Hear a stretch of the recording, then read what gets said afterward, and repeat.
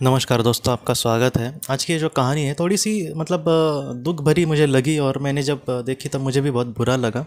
ये जॉन नाम के एक इंसान की कहानी है। उसको एचआईवी था, उसको एड्स था और वो बहुत ही ज़्यादा दुखी था अपने जीवन से। वो समझ नहीं पा रहा था कि वो अपने जीवन में किस तरीके से आगे बढ़े। उसके सामने कहीं ना कहीं मौत ही खड़ी थी, तो वो समझ नहीं पा रहा था कि ऐसे वक्त में वो क्या करे।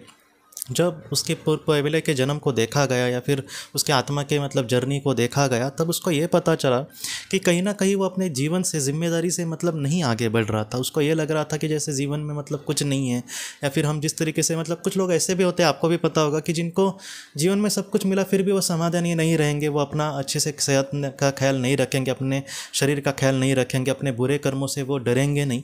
तो ऐसे उसके आत्मा के कुछ तरीके से सफ़र चल रहा था। तो उसको उस अपने जीवन का महत्व समझने के लिए, अपने जीवन में किस तरीके से आगे बढ़ना चाहिए, इसकी गंभीरता देने के लिए, अपने कर्मों से डरने के लिए, या फिर कहीं ना कहीं अपने शरीर को हम किस तरीके से उसका इस्तेमाल करें, क्योंकि ये शरीर कहीं ना कहीं हमें मोक्ष तक लेके जाने वाला एक जिस तरीके से होता है ना कि एक बहुत बड़े समंदर से हमें पार जाना है, तो ऐसे वक्त में हमें एक बहुत ही अच्छी नाव चाहिए।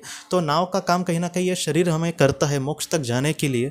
और कुछ लोग कहीं ना कहीं इसका ज़रा भी सेहत का ध्यान नहीं देते। वो कुछ ऐसा करते हैं जिससे उनके सामने ऐसे दुख आते हैं। तो जितना हो सके इन सारी चीज़ों की गंभीरता उसको समझ में आए, इसलिए उसके जीवन में ऐसा बड़ा एक बीमारी का उसको सामना करना पड़ा।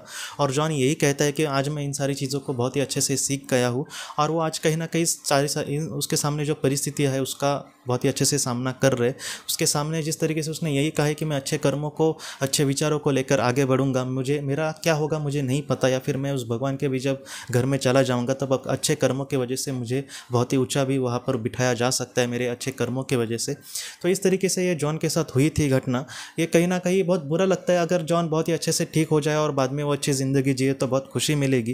लेकिन फिर भी मैं यही कहना चाहता हूँ, हम सब उसके लिए प्रार्थना करें कि वो बहुत ही अच्छे से अपनी ज़िंदगी जिए।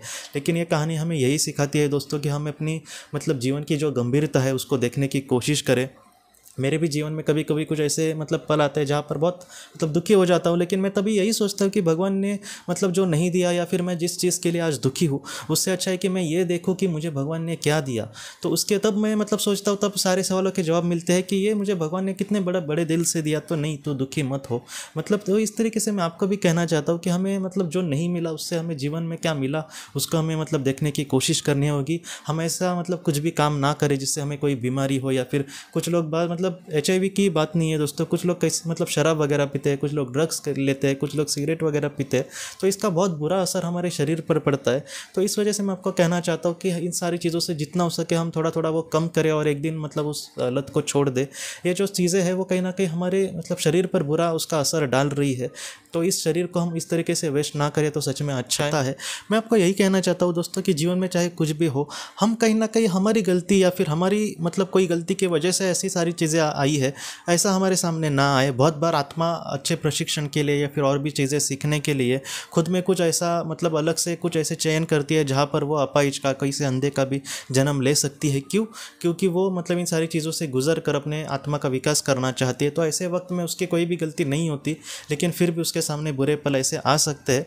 लेकिन मैं यही कहना चाहता हूँ कि वैसा अगर किसी के जीवन में आए तो ठीक है, लेकिन हमारे सामने आज जो दुख आ रहे हैं या फिर कल अगर हमारी गलती के वजह से आए तो वो ऐसा ना हो। जितना हो सके, मुझे भी पता है कि कोई भी इंसान परफेक्ट नहीं होता, लेकिन जितना हो सके हमारे अंदर की गलतियाँ देखकर उसमें हम सुधारने की कोशिश करें। और जैसे ईश्वर या फिर सर्वशक्तिमान ईश्वर हमसे चाहते हैं, जैसे विवेकवान विचार होते हैं, उसी तरीके से हम अपने जीवन में अगर आगे बढ़ेंगे तो ये हमारे आत्मा का प्रोग्रेस दोस्तों बहुत ही अच्छे से हो सकता है।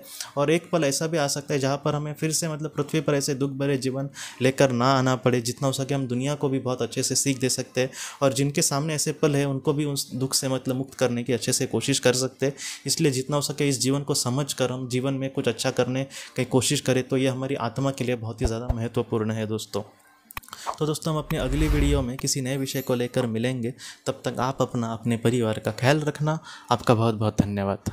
जिंदगी की रोशनी ये एक कंसल्टेंसी है जो ऐसे लोगों को मदद करने की कोशिश करती है जिन्होंने किसी अपने को खोया है, या फिर जो लोग अपने जीवन में बहुत ही ज़्यादा दुखी है। जो लोग इस संस्था के साथ जुड़ते हैं उन्हें पास्ट लाइफ रिग्रेशन की ऑडियोज़ भेजी जाएगी, जिससे घर बैठे वह पास्ट लाइफ रिग्रेशन का अभ्यास कर सकते हैं। और उन्हें 5 मेडिटेशन ध्यान की भी ऑडियोज़ भेजी जाएगी, और इसके साथ साथ उन्हें PDF किताबें भेजी जाएंगी जो हिंदी और अंग्रेज़ी में है, जो मोबाइल पर या फिर लैपटॉप पर पर आप उसे पढ़ सकते हैं और 10 ऑडियो बुक्स भी आपको भेजी जाएंगी।